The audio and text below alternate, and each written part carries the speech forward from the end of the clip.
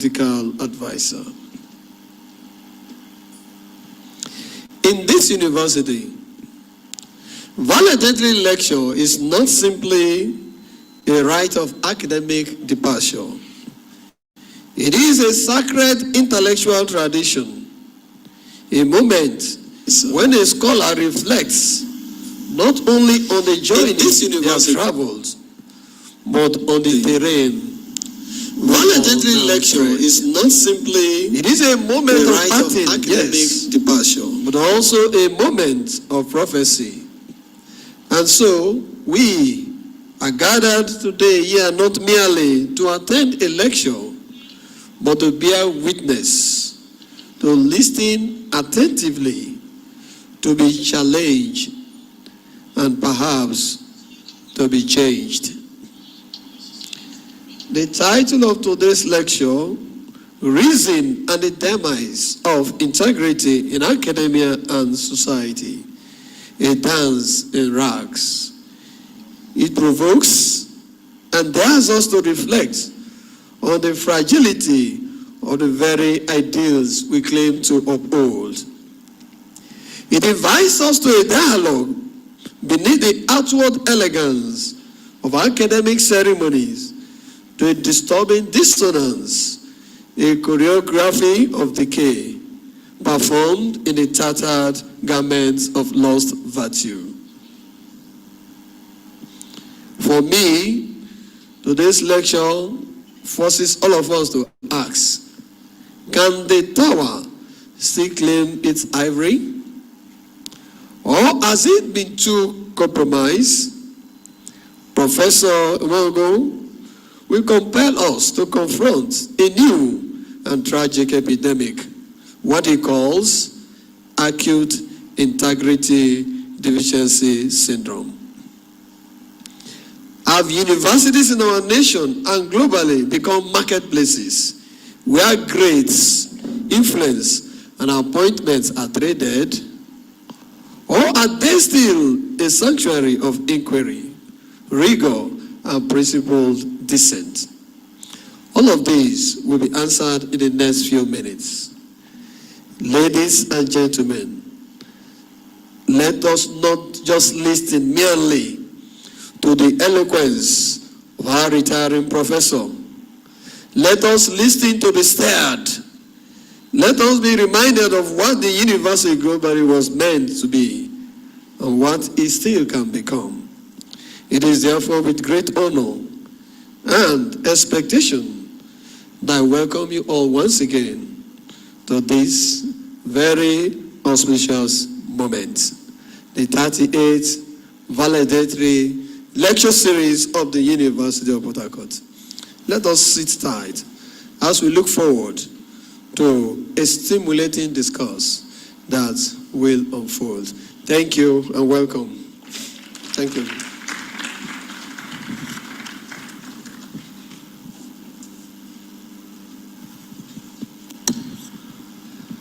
Let me now invite the Dean, Faculty of Social Sciences, Professor Clever A. Banado, to deliver the citation of Professor Umenihu Chimela Uwa Ogu, the Dean.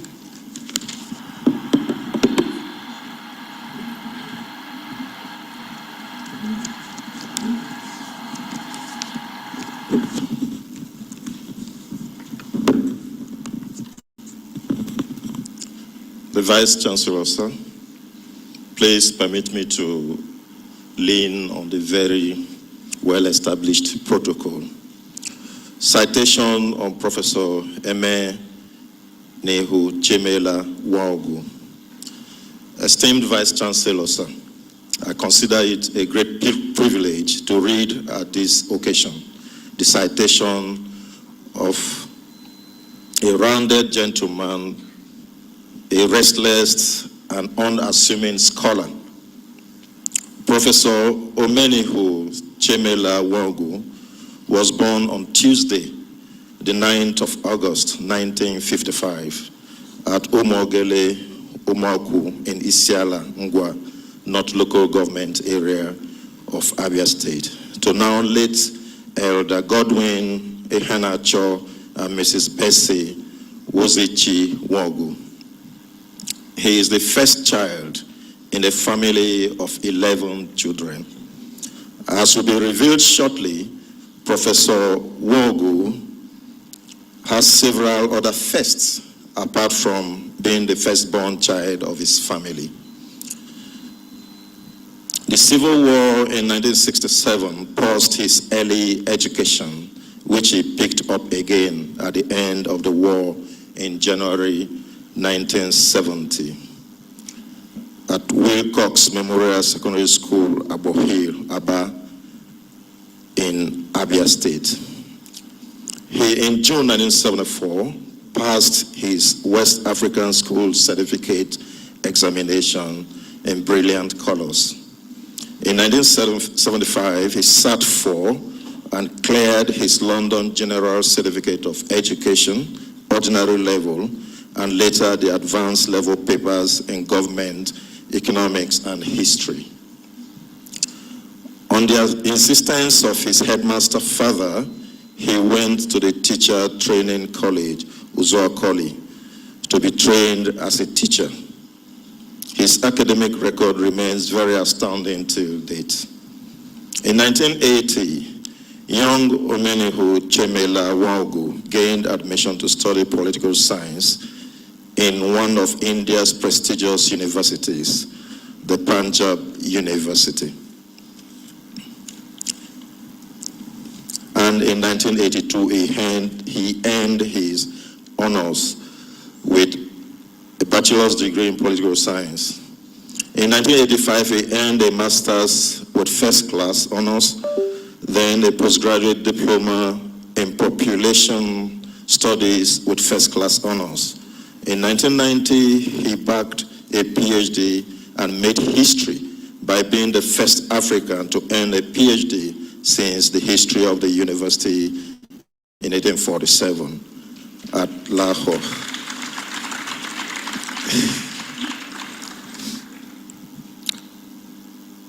On return to Nigeria in 1992-93, Professor Omenihu Chemela Wogu served in the NYSC at the Department of Political and Administrative Studies of the University of Port Harcourt.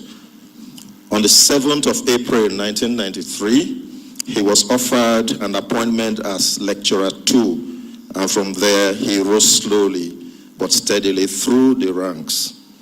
He has served as acting head of department in 2004, chairman Departmental Book Review Committee, chairman Faculty of Social Sciences Book Review Committee, member Petroleum Museum Committee of University of Port Harcourt, first editor, Development Roundtable, and a Journal of Development.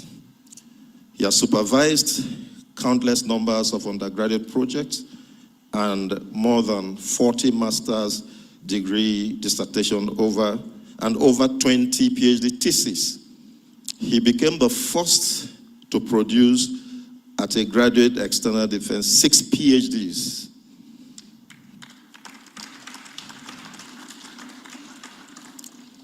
Professor Omenihu C. Wogu is indeed phenomenal. He has served as an external examiner and assessor for professorial promotion to several universities in Nigeria, like the University of Nigeria Nsukka, University of Abuja, University of Lagos, Uniben, Unical, Uniuyo, Unicross, APSU, IMSU, Igbinedion University, etc.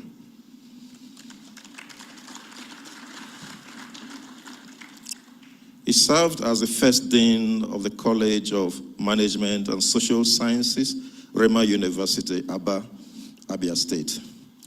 First and founding dean of the Faculty of Management and Social Sciences, Nigeria British University, Kilometer 9, Port Harcourt Enugu Express Road, Obehi, Asa, Abia State.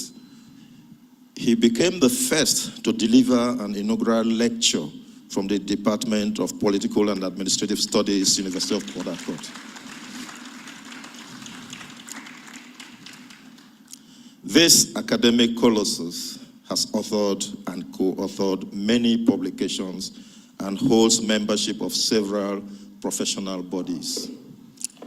He is happily married to beautiful Nena Ugo Wago, a lady with a heart of gold. The marriage is blessed with 3 children and now a wonderful grandchild.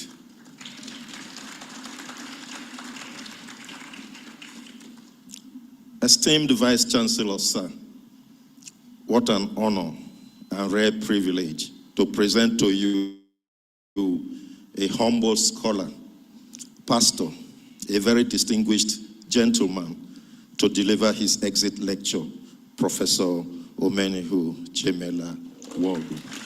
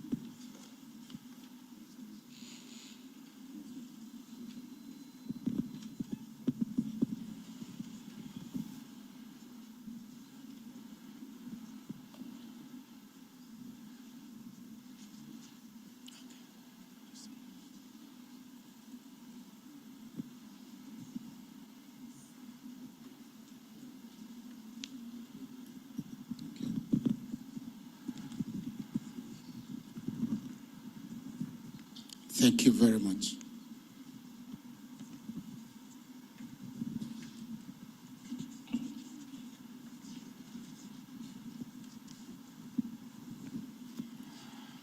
I promise to be brief.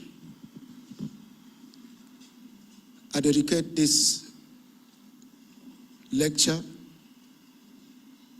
the valedictory lecture, 38 in this series, to my late parents, Eda Godwin Ihanacho and Mrs. Bessie Wozichu Mwog. You raised us well and strong. And also to the memories of my late siblings, Mrs. Love Oloma Hurunye and Bishop Tony Chidebere Mwog. I will cut the acknowledgement because of time, but I'll say some that are very, very vital. First of all, I give the Almighty God all the praise and glory and thanks for his mercy and grace, without which I could not have made it even to this point. I would like to very sincerely thank the Vice Chancellor of this great university, Professor Sir Abraham George Will Owunari, for graciously approving this date, the 6th of August, 2025, for me to deliver my valedictory lecture. Esteemed Vice Chancellor, sir, I thank you very immensely.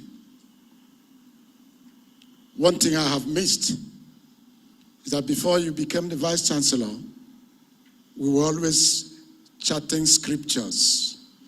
But when you became Vice Chancellor, the weight of responsibility sidelined that. But now that I will retire, I will refire to reactivate that square. I greatly appreciate the Chancellor of Rema University, Brother Imo Korea, and his dear and amiable wife, Sister Chinyere Imo Korea. Also, I wish to pay a great debt of gratitude to the following: the Vice Chancellor, Rema University, Nigeria, Aba, Professor O.C.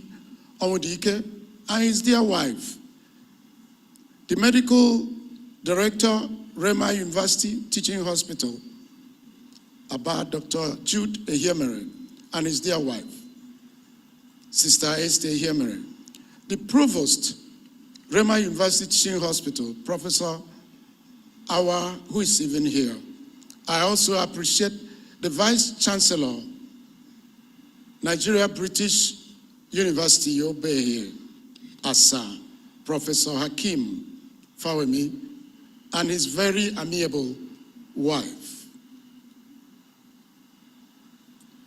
I can not escape, for any reason, appreciating Professor J.A. Ajayinka, a former Vice Chancellor of this great university.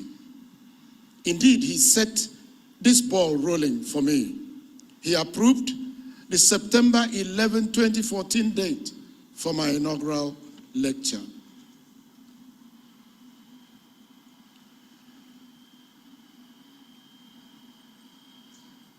I recognize and appreciate various members of the faculties in this university, especially the social science faculty.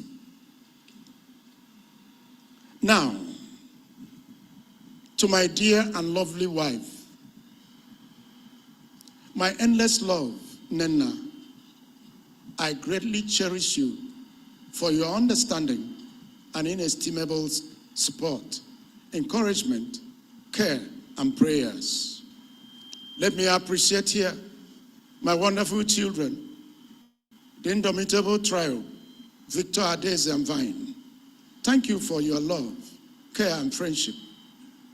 In the same vein, let me appreciate and especially my very intelligent and active grandson, Brian.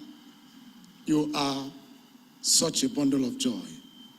My siblings and their spouses have been so supportive, for which I publicly would want to declare and appreciate them greatly. Sandra Ugezewanne and Osondu, Dr. C. Laurel, Ngozi and Prince Usim, Phoebe, Nick and Beams, Queen, Prince and Karen and Paul. I will not forget Amarachi, Tito, Nathan, and Nzubechi. Let me appreciate Prince Onoha Ugwocha and his amiable wife, Okorafo Ugwocha, Ada and Chijoke Omonale. I thank you all for your support. It is important that I acknowledge the contributions of other colleagues, friends, and students who contributed to my progress and success. I indeed agree with Ante Diop, who wrote that every man's success is made up of 1,000 others' efforts. In this regard, I rise to salute, first and foremost, the Speaker, Rivers State House of Assembly, Right Honorable Martin Amehule, Honorable Inemi George, John Pedro, Honorable Inemo Diri, Gideon Ekwe, and so many others. It's all in that lecture. I may not be able to adequately express my gratitude to the following for their invaluable assistance to me that provided great support, focus, and direction. I fondly call them the amazing friends of Nwagu, and they are Dr. Chinemerem Alvan Nwankwo, Dr. Obinna Nwadim, Editor-in-Chief, Dr. Ekwi Adebosong, Dr. Victoria Azo, Dr. Richard Ada, the Mayor, Dr. Justice Ewelie, Dr. Ekene Madueke Ojemba, Chukunda Franka, Isaac Nkomado, Stanley Dide, Priye Hamilton, and Professor Ogali, who happened to be the chair of Nwagu's articulated committee of friends. I will not bore you with so many other names. Let's get into the lecture. The title of the lecture, very simple. Reason and the demise of integrity in academia and societies. A dance in rags. One thing is sure, life offers man several doors. And I'm going to pick just 2 doors like that. The first door is the entrance door. And the second one is the exit door. I happen to be at the second door. Most of you were not here when I entered, but you are here watching how I live. The other doors include the door of reason and the door of integrity.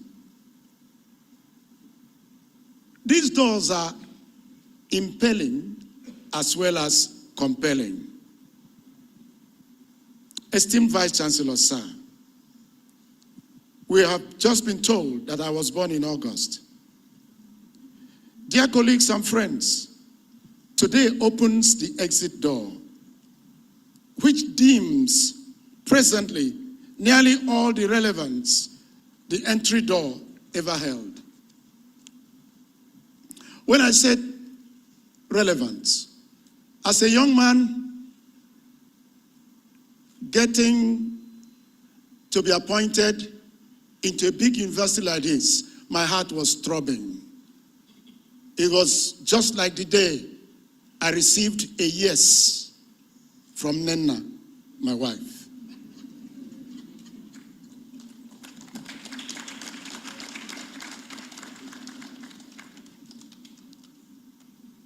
I was restless, full of emotions, which characterize securing a job in a place like this, the academia, which I choose to see as another form of society that is deep, specialized, and definitely enigmatic, if not weird.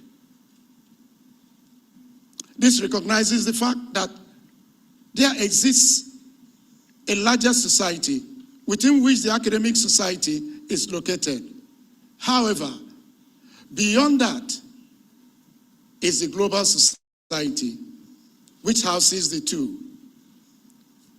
But one thing is sure, especially political scientists, you know that societies, regardless their location, their geography, who mans them,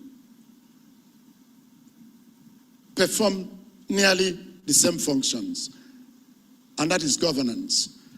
And for governance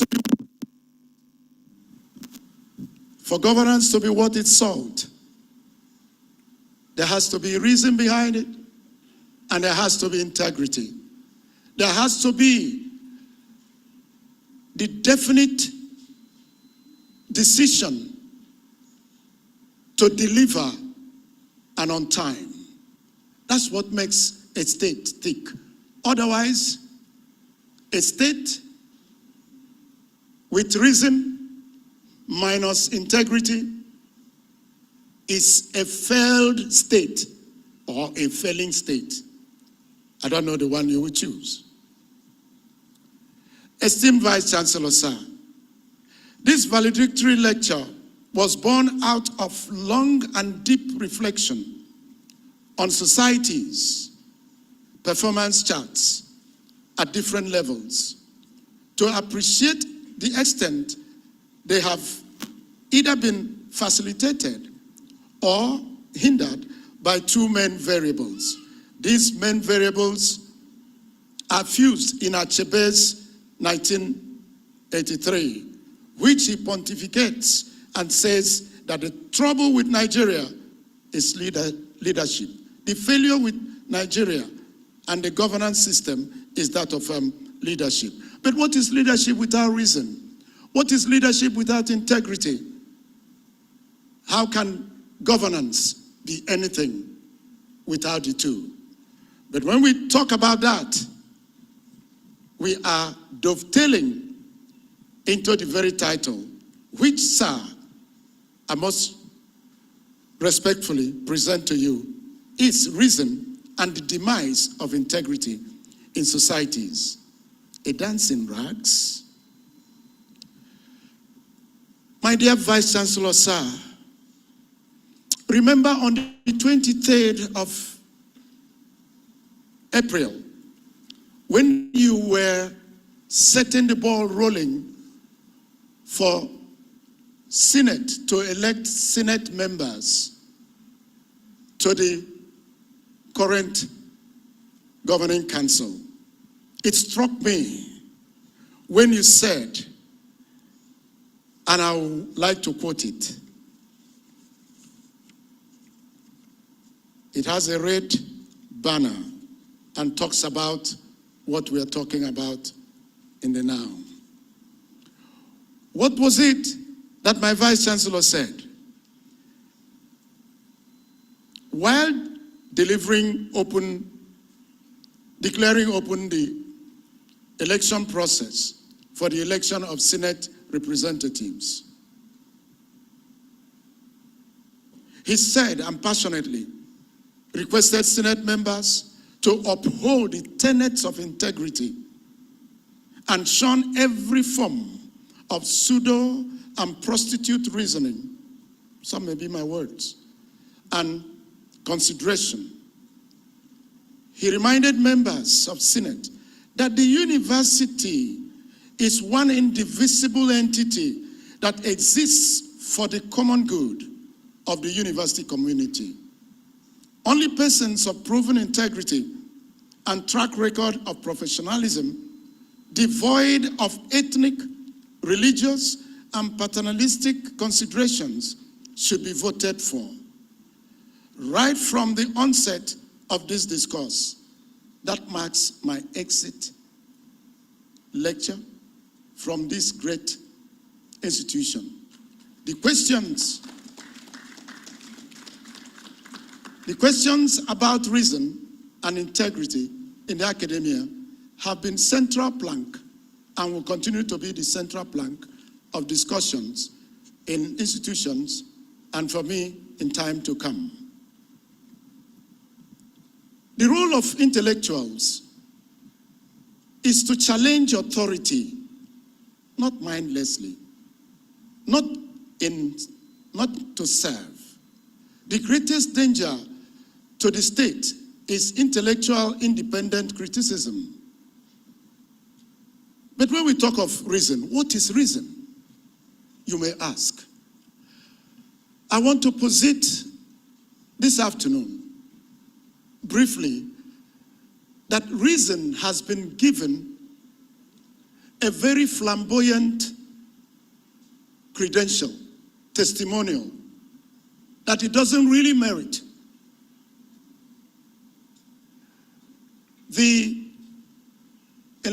During the Enlightenment time, reason was everywhere and everything. And even till now, people believe that if you don't have reason, you are a nobody.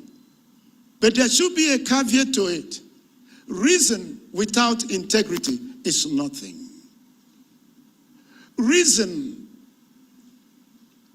comes only from the minds of idiots. Idiots are not because they didn't go to school. They don't have degrees. No. They are idiots because they are selfish. They are idiots because they are myopic. They are idiots because they want something that is for the general, but for themselves alone. That is why they are idiots. And that is why reason is selfish. That is why reason without integrity cannot save any institution and cannot save any state.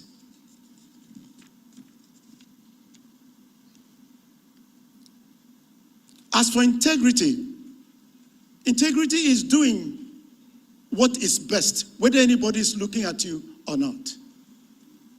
What you have decided in your mind, in your heart, to do, whether people applaud you or not.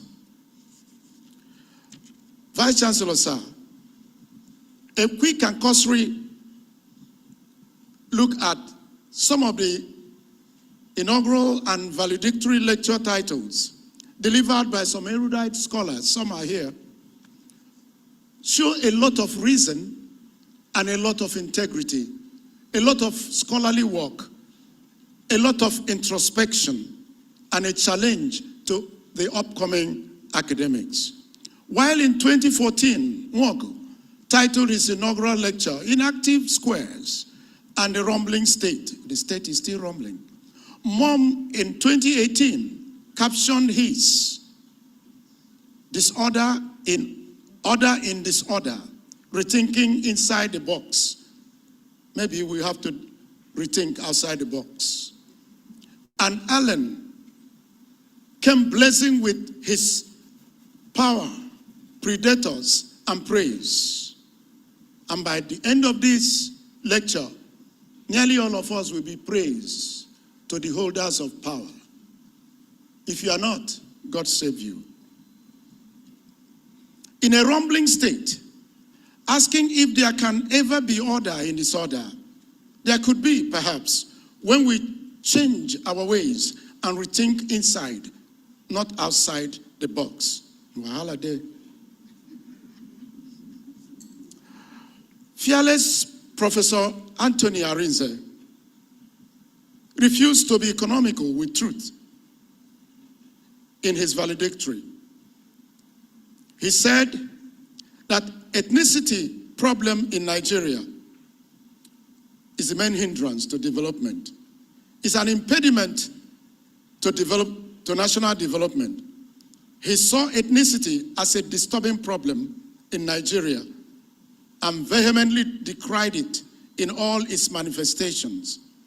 He acknowledged that there is ethnicity-flavored discriminations, and maybe we might find that a little bit in this lecture. But one thing stands out when he brought in a quote from this academic sage, our beloved Nzimiro. He said,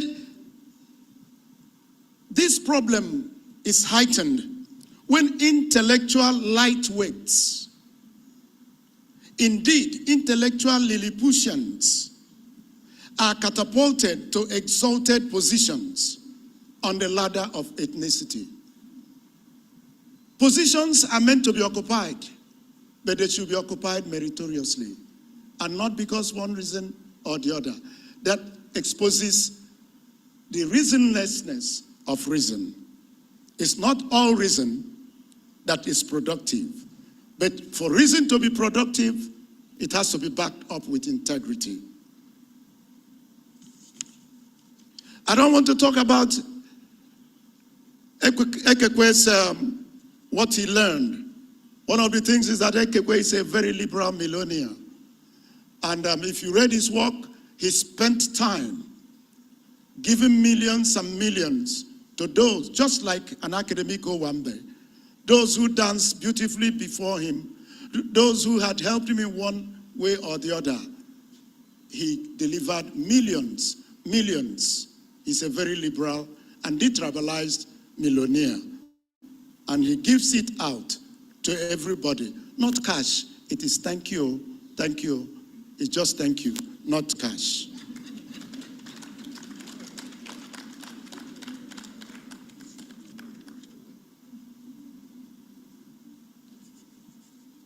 Vice Chancellor, sir, I'll make a promise that I will not keep us long, since we have the work. Shall we look at reason, demise, and integrity? And in academia and societies.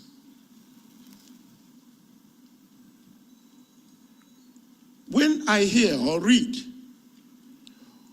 what Donald Trump is doing in America and with African nations, China, Japan, and the rest of them, hiking the duties and taxes and all that, he must have a reason. There is a reason for all that. But is there integrity in all of what he's doing?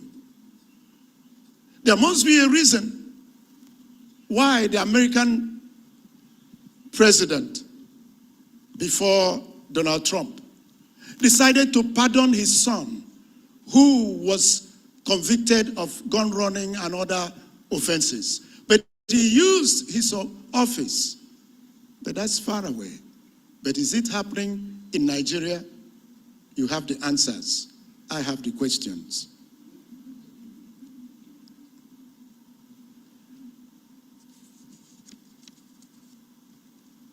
It does not require any form of application to appreciate the fact that integrity is the thread that holds everything together in the society. But when I joined University of Port Harcourt, a young man, in a department that had lost the cream of lecturers to shell and other greener pastures. And we were 9 building up this great department that it is today. And as we were finding our feet, reason began to come up when I was promoted to lecturer 1. How could that happen? And before they knew it, I was promoted to the university visibility rank, senior lecturer. And that was when I got into trouble. And that is when most academics get into trouble. That is the point state of origin comes in. State of origin comes from reason. It doesn't come from integrity. We have to understand that. Where you belong, the church you attend, the group you belong to, is reason, it's not integrity. Integrity flows from within, while reason is the picture we show to people. Everything that happens in life, everything that you do in life has reason attached to it. The prostitute has a reason. The kidnapper has a reason. The Yahoo boy has a reason. But what is the integrity? The lecturer has a reason to belong to this noble profession. But what is integrity? Does he use the reason to become an academic kidnapper? In the sense that grades will be awarded only if there are heavy envelopes. Grades will be awarded if you had danced to their tunes. Not every student is rich. And even those that are not rich are entitled to their space. The utilitarians would deceive you, thinking or saying or believing the greater good for the greater number. Wonderful, wonderful. Greater number means there is a smaller number. The smaller number has right of space, has right to exist. That small number of students that don't have people that are looking after them around our nation, around our university, they are entitled to good life also. And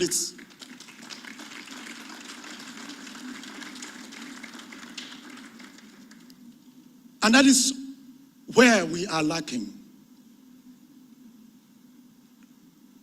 The academia is supposed to be a tower, an ivory tower. And an ivory tower means something that is high and strong. And if it is high and strong, it will be looking into various areas of society. And if it has integrity, whenever it says anything, those aspects, those portions, those dimensions of society will only be listened and correct themselves. But if we do the same things in the ivory tower that the outside society, members of the outside society do. No. When we want to correct them, it will be a dance. A dance in rags, not a dance in a beautiful academic gown like I have here.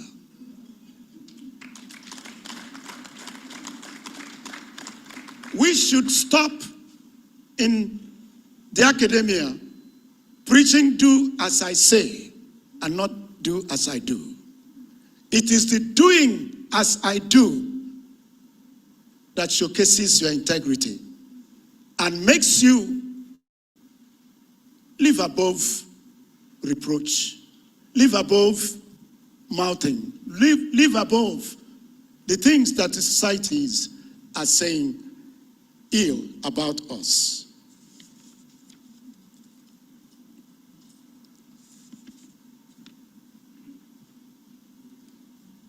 When we look at all that, we see corruption, ethnicity, ethnic chauvinism, clannishness, and mediocrity, which have taken center stage and changed the order of things in the universities.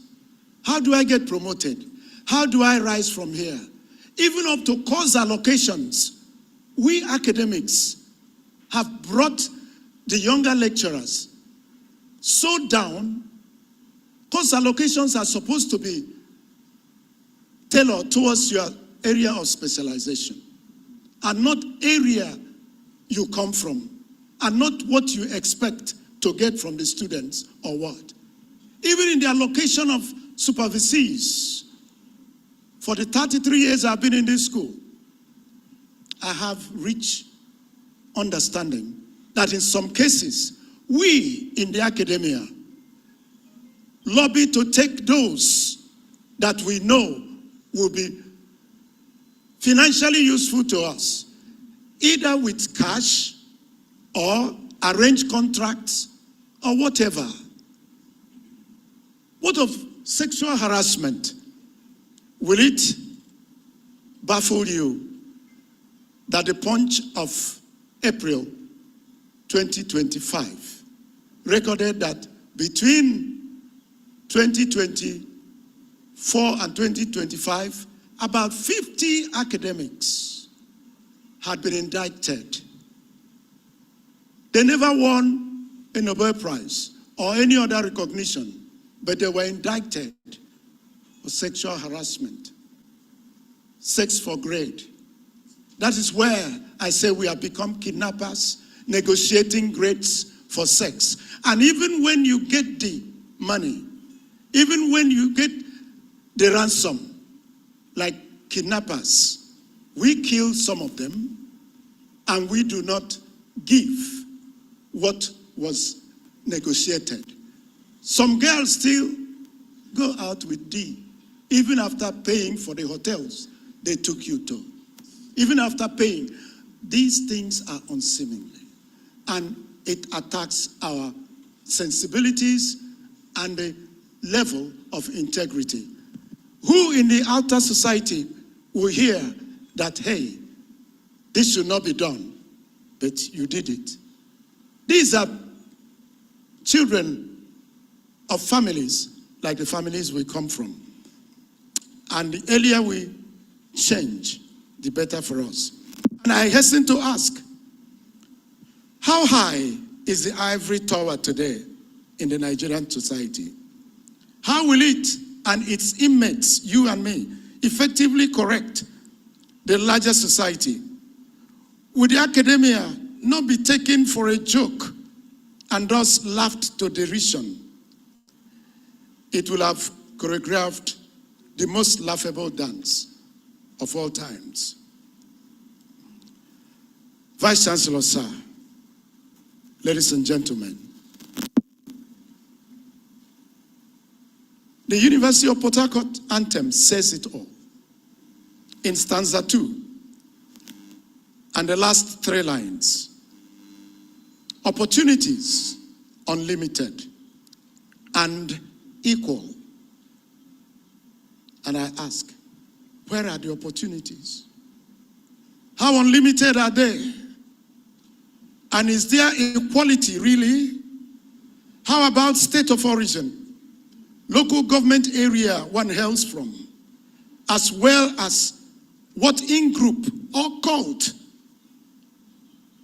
someone belongs? If that we frown at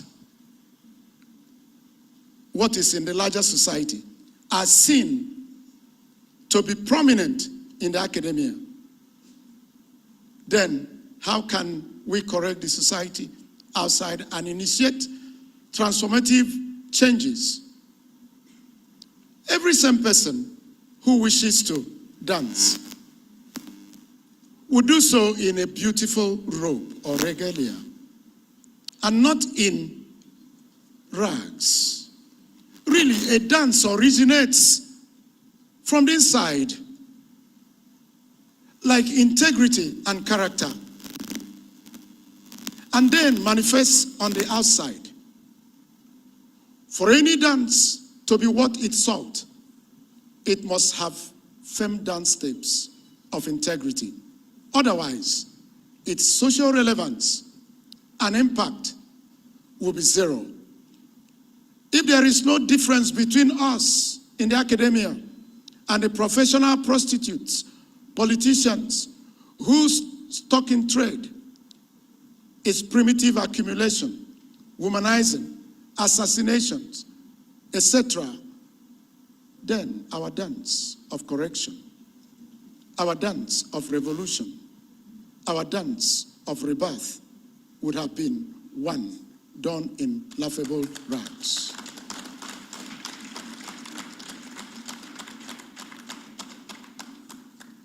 My dear Vice Chancellor, sir,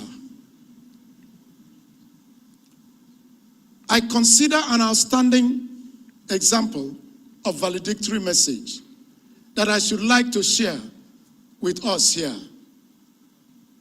And I bow out in joy, in thankfulness to God that I've been alive all these years, strong, protection from Aba to Port Harcourt for 33 years, begging for accommodation that was not there for me.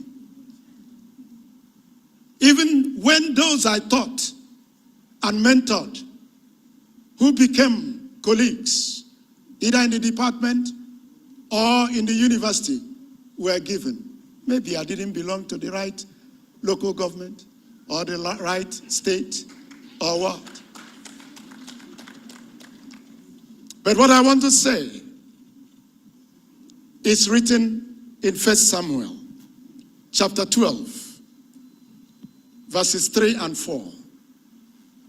And I want to stand to the glory of God before you, and like Samuel. It reads, "Behold, here I am, witness against me before the Lord, and even before our amiable Vice Chancellor, and his anointed. Whose ox have I taken? Or whose ass have I taken? Or whom have I defrauded? Whom have I oppressed? Or of whose hand have I received any bribe to blind my eyes therewith? And I will restore it to you." Any day, the academia, and indeed the leaders of this unique institution and our great country, Nigeria, could honestly say, like Prophet Samuel in the above quoted lines, then the social sanitization and ethical revolution would have begun. I will want to tell us this, and finally, there's one minister, a lady that I like. She sings, but better than me. She sang, If you give me a reason, God, I will follow you. But without a reason, still I will worship you. Integrity. If you give me a miracle, Lord, I will follow you. But without a reason, still, Lord, I will serve you. That's my song as I walk out. Thank you, sir.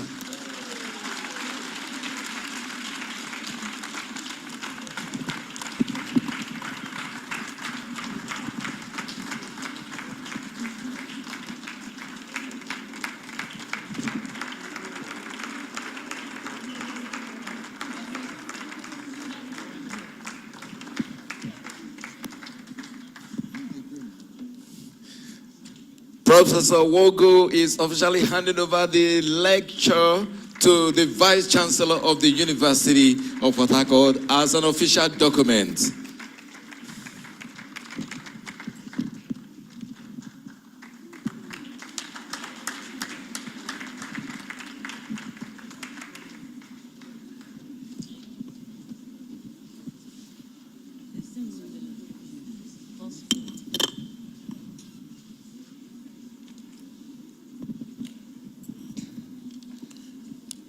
Let me now invite the Vice Chancellor, Professor Unare Abraham George, to make his closing remarks.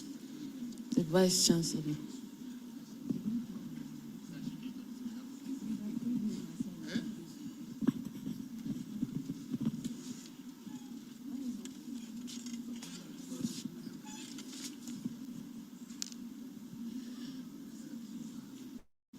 Vice Chancellor, the Registrar of our university,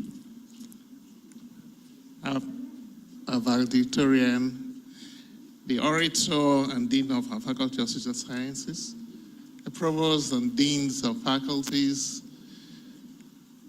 I thought I saw our former Acting Vice Chancellor for a minute.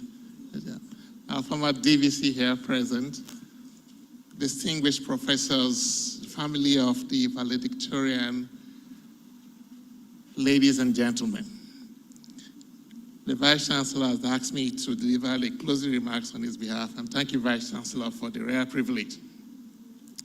Distinguished ladies and gentlemen, indeed, the taste of the pudding is in the eating. Today, our valedictory lecturer has discharged himself creditably as he bows out of the services of this unique university. What a rare privilege it is to sit under the voice of one who has not only lived the ideals of scholarship, but has dared with clarity to expose the uncomfortable truths that many shy away from. Today, Professor Omenihu Chiemela Nwogu has not delivered a mere lecture.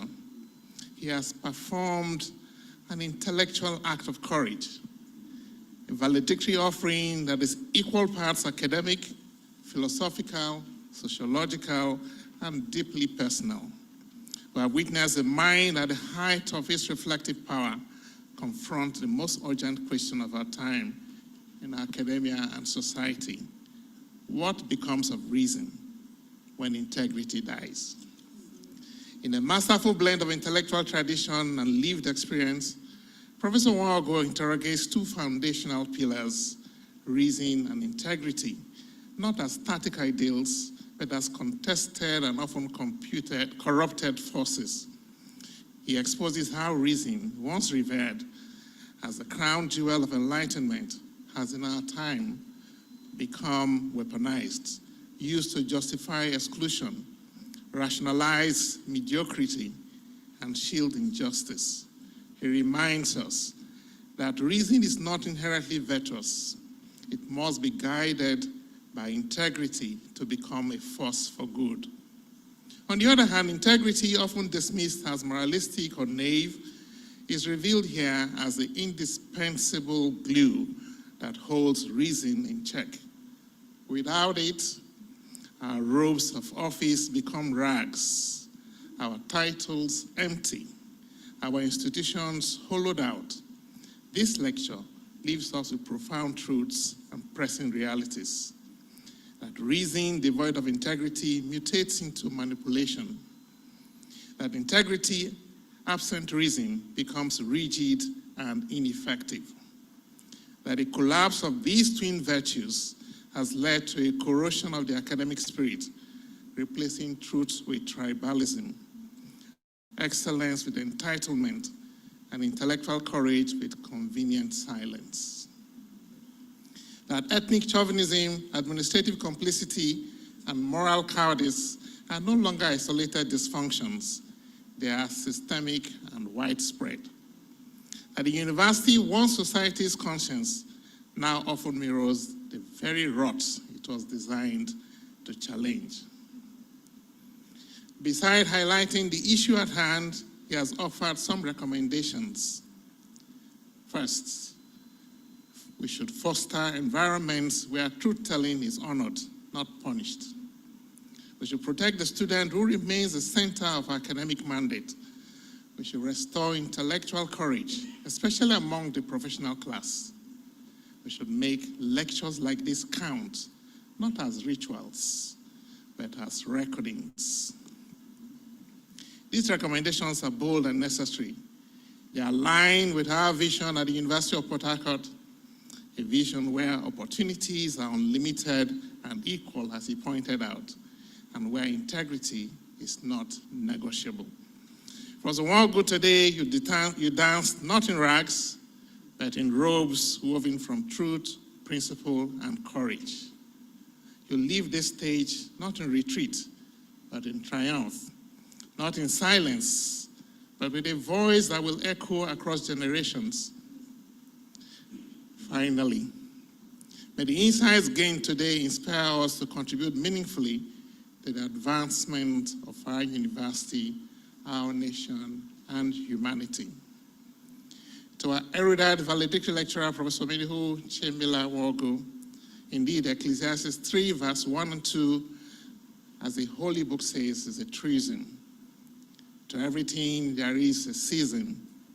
Permit me to add a time to start work and a time to retire from work. Thank you, Professor Omenihu. Thank you for spending so long a time with us. Thank you for giving your best. It is time to say goodbye.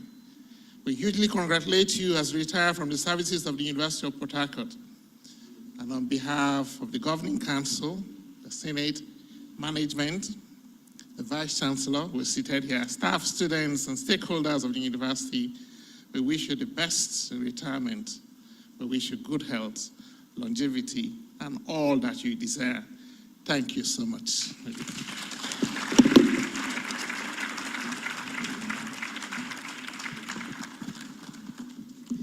Thank you very much. We have come to the end of this wonderful valedictory lecture delivered by this wonderful erudite Professor Wogu. Thank you very much. The next inaugural lecture is coming up shortly, and that is the 201 inaugural lecture. And it's going to be handled by Professor Onwuchekwa Regina Chinwe, Department of Radiology, Faculty of Clinical Sciences. The date is the 21st of August, 2025, and the title is Unraveling the Mystery of Gray Shadows, Pains of the Head and Low Back. So you're all invited to join us on the 21st of August, and the venue is here, CBN Center of Excellence. You are specially invited. Thank you very much. May I respectfully inform us that Professor Wogu will be sent forth officially from his department tomorrow, and the program is holding at Emerald Energy Institute. So I've been asked to invite everyone to join them to officially send him forth from the departmental angle. Thank you very much. I deeply appreciate. May we respectfully rise as we officially bring this program to a close. We shall take the university anthem And the last will be the national anthem, the first stanza only. Thank you.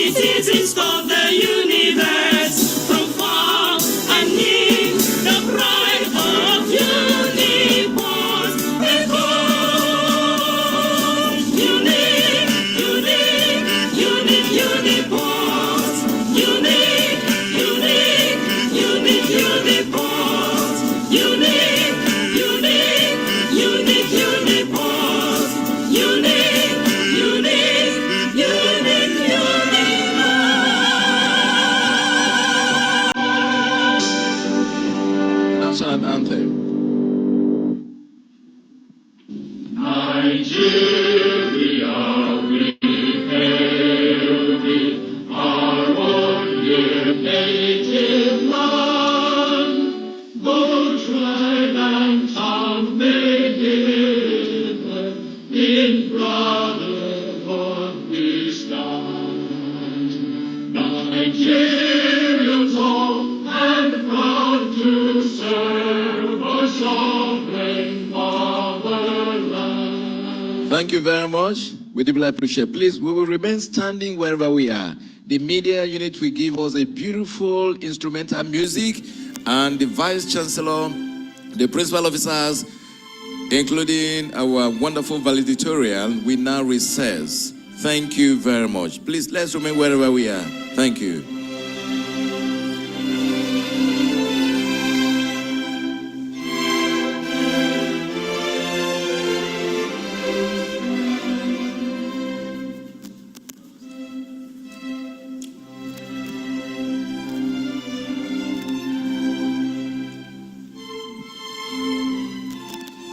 Family members, they join. Other professors.